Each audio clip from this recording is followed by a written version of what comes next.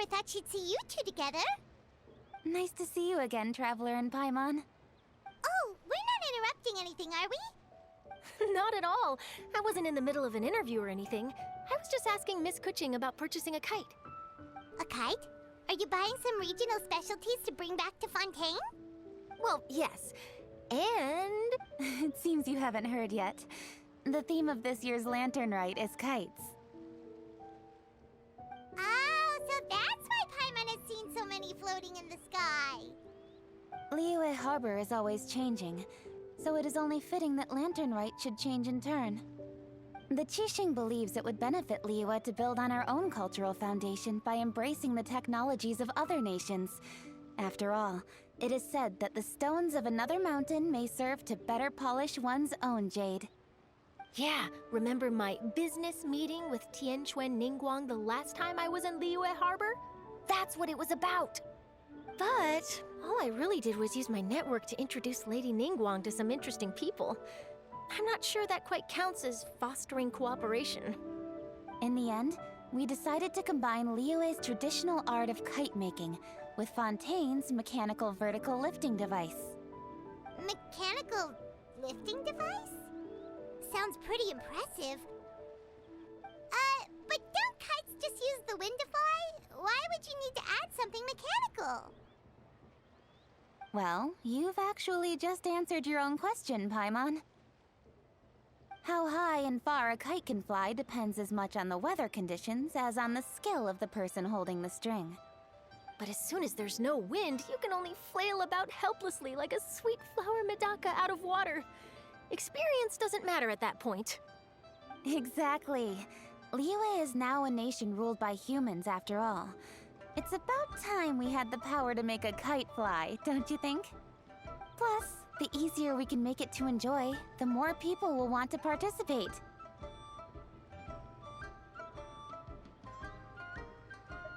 Right? I also thought it was a novel idea. Plus, it shouldn't cost much to do. With Miss Charlotte's help, everything has gone smoothly. Our new mechanical kites are already available to purchase from a stall in the harbor. We're having trouble keeping up with demand. We also gave quite a bit of thought to the price. We didn't want it to be too much more expensive than a traditional kite. Cool! Turns out you two and Ningguang like playing with toys just as much as Paimon! Toys? They're not exactly toys. You see, Miss Kuching? That does seem to be everyone's first reaction. Although kites are one of our most time-honored cultural relics, outside of their use in certain ceremonies, I suppose they're considered playthings more than anything now. But to me, there's so much more than that. Think for a second about how remarkable it is that a flimsy paper kite attached to a string has the capacity to touch the sky. It is this slight piece of paper that also carries the weight of Liyue's cultural traditions. There's an old poem that goes, "O kite born of paper, flying true and sound, a lone traveler wanders, just waiting to be found."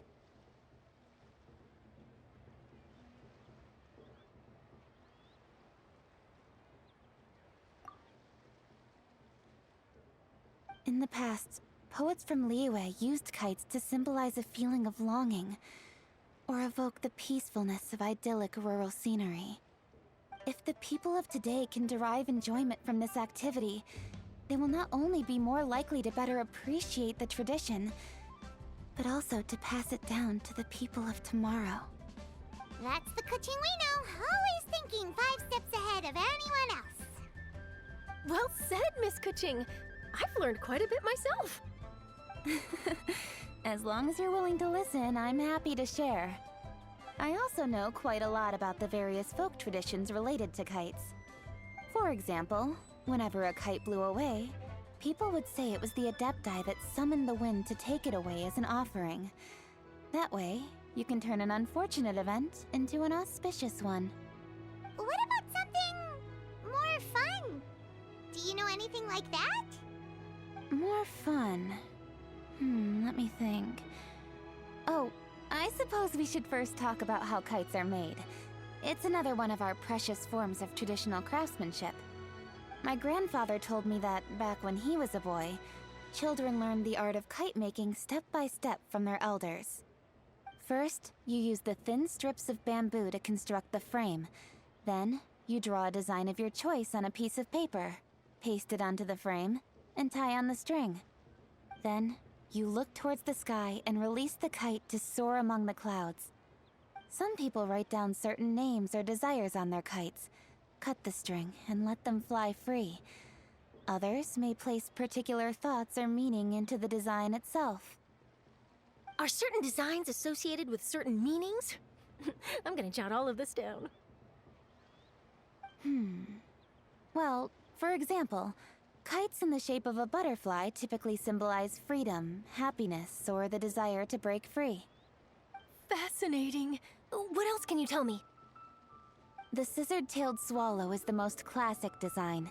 It symbolizes good fortune and joyful tidings. Different colors also have small variations in meaning. Are these commonly understood meanings and symbols in Liyue? Kind of like the language of flowers in Fontaine. I believe so. Most have probably heard something about it from their elders at some point. If you're interested, Miss Charlotte, I have several books on the topic that I could lend you. They could be a useful reference. That would be a huge help! Great! Looks like I've got the outline for quite the article on my hands. Perfect! We're gonna take a look around. Then I'll show Miss Charlotte to my home for a little while. I almost forgot. The Ministry of Civil Affairs is hosting a kite flying contest on the night of Lantern Rite. If you're interested, you're more than welcome to bring a kite and participate. The rules are simple. Whoever flies their kite the highest and furthest within the time limit will receive a special honor along with a secret prize. I've already prepared more than enough empty film for the event. I can see the spectacle already. Oh, Paimon was on board the moment you said secret prize. Then I'll look forward to seeing your performance. You bet! See you then!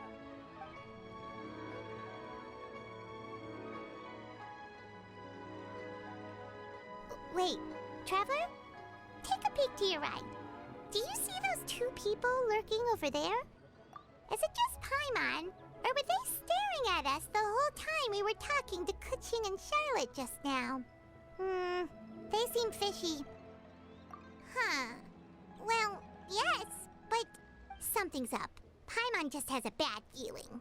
Do you think they could be treasure hoarders? They always seem to be stirring up trouble during Lantern Rite. Oh, Paimon's sick of waiting around for something bad to happen. We should strike first, you know. Foil their plans before they even begin. You go right, Paimon will go left.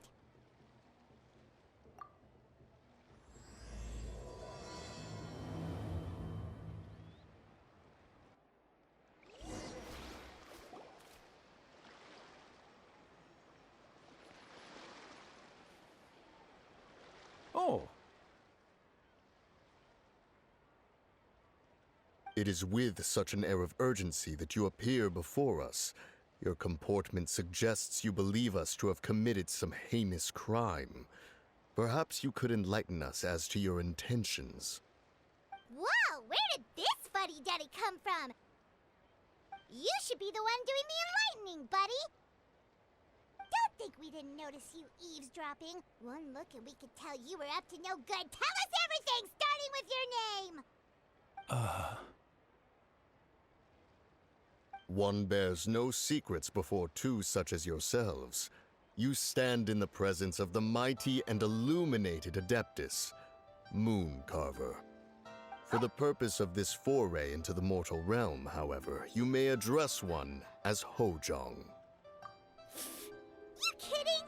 That deer's got his head stuck so far up in the clouds, there's no way he'd humble himself down here with the rest of us.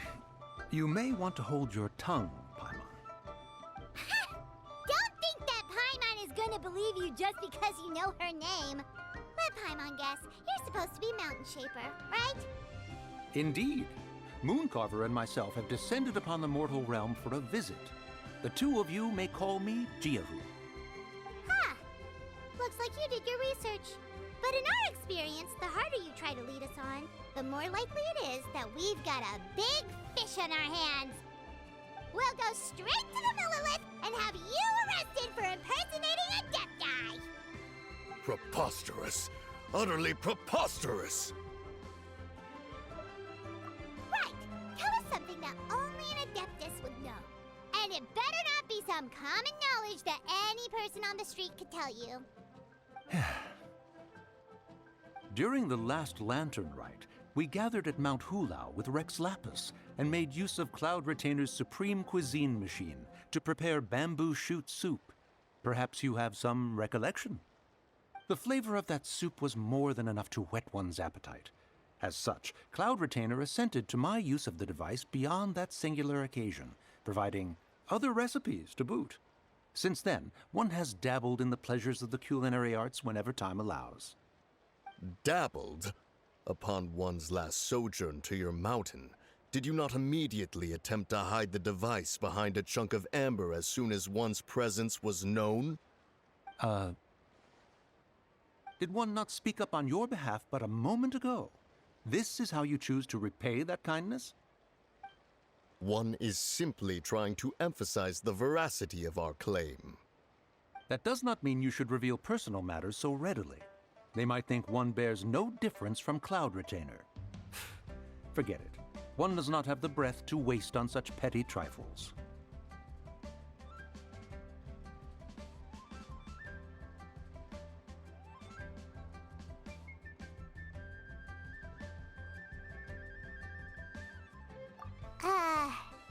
That might have been more detail than we needed. Seems like you two are the real deal, and Paimon sorry for suspecting you.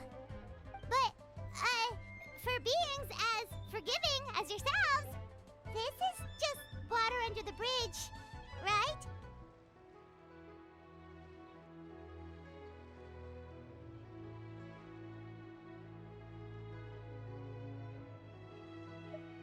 You indeed have an agile mind.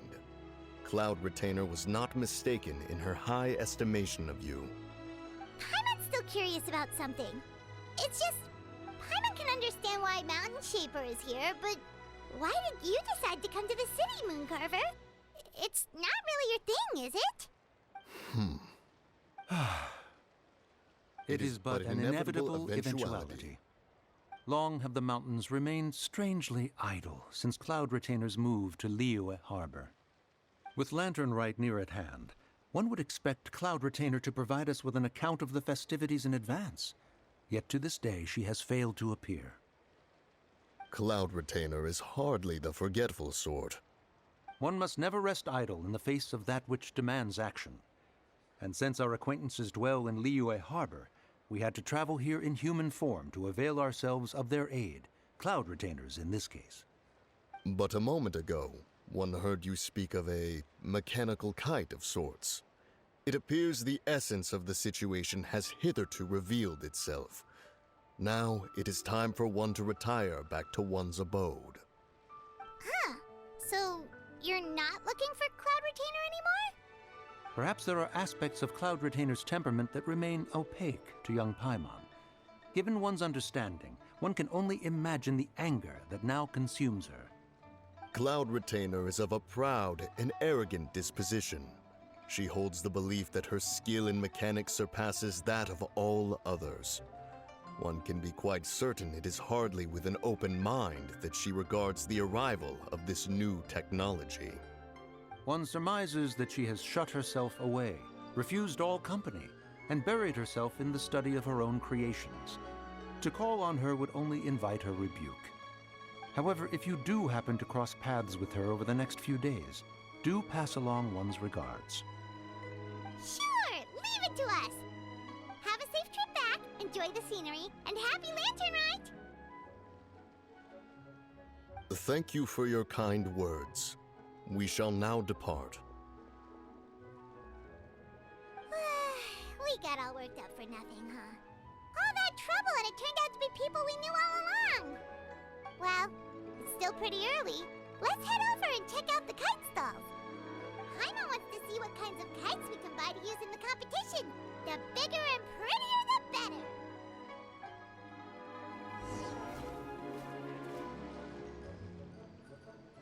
Yeah!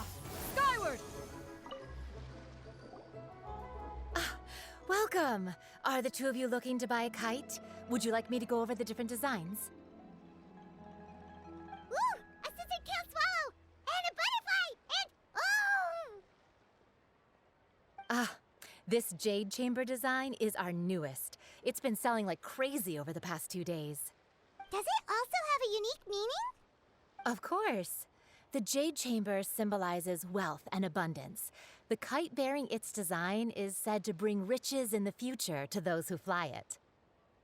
Oh, now that's Paimon's kind of kite! I apologize for the interruption, but are all your wares in order, Miss Genuine? Yes, they're just over there. The paper, bamboo, and dyes. All the necessary kite-making materials. Wonderful! I'll pack them up and get a guard to deliver the goods to Yilong Wharf for you. Yilong Wharf? Oh, wonder what that place is like during Lantern Rite. Paimon would love to go take a look. Well, if the two of you are interested in going to Yilong Wharf, then could I trouble you to find Gaming and deliver these goods together? Is Gaming the guard you just mentioned? Yes. The communications office handles shipments and transports around Liyue. He works for the Secure Transport Agency, one of our sub-organizations. The problem is, many of my colleagues have taken leave during Lantern Rite to spend time with their families. So, our available workforce has seen a dramatic decrease recently. If you were willing to help out, then I could get a head start on my next appointment. You do seem really pressed for time. Oh, wonderful! You will, of course, be compensated for your efforts. Now, at this time of day, Gaming should be somewhere in the vicinity. Just follow the main road until you see the head of a Wushu dance costume. Should be on your right. Be sure to come back if you'd like to buy a kite. I'll even give you a discount. By the way, do you know my aunt? Everyone calls her Granny Shan. I've heard her mention Gaming before. Apparently he's a nice, outgoing fellow and all-around good guy. Skyward! Sky! Wait, I thought we had an agreement. Loser buys dim sum tomorrow? Look at you. Scowl like that for much longer and your face might stay that way. Hey now, don't be upset. How about this? You extend the invitation, and I'll pay. No way, Gaming. You're always the one picking up the tab. I'm not trying to be a sore loser. I just didn't expect you to come from behind to win like that. That was nothing. All in a day's work, friend. Perfect! Gaming is here. Sorry to interrupt, Gaming. We just spoke to a guy from the communications office who needs you to deliver some goods to Yilong Wharf. Oh, that must have been Longzhou. Looks like I've got work. Gotta go. Sure, go do your thing. Let's have a rematch when you get back. I won't let you win so easily next time.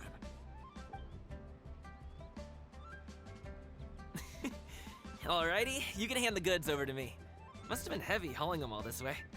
Let me take them off your hands. It wasn't that bad. It's just some kite-making materials. Plus, we didn't have to walk very far. Kite-making materials. I see. I'm glad it wasn't too much trouble, Paimon. Still, I owe you one. Ah, and you must be the traveler. It's nice to meet you. Thanks for your help. Huh? You know us? There probably aren't many in Liyue who don't. I've heard quite a bit about you two. You're quite well known around these parts. Oh, and please excuse Longzhou if he forgot to thank you. Take my thanks in his place.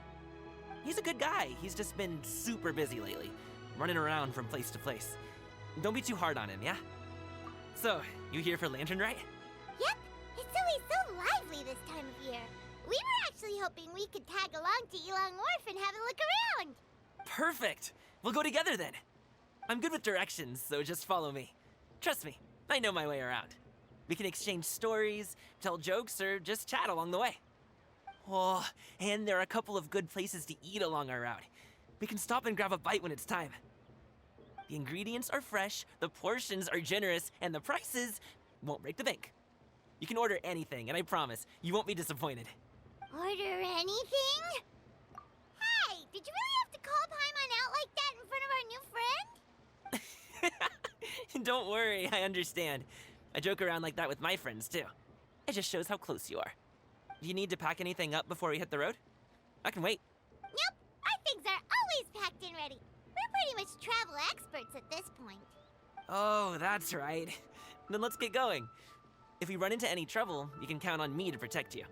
I am a guard, after all.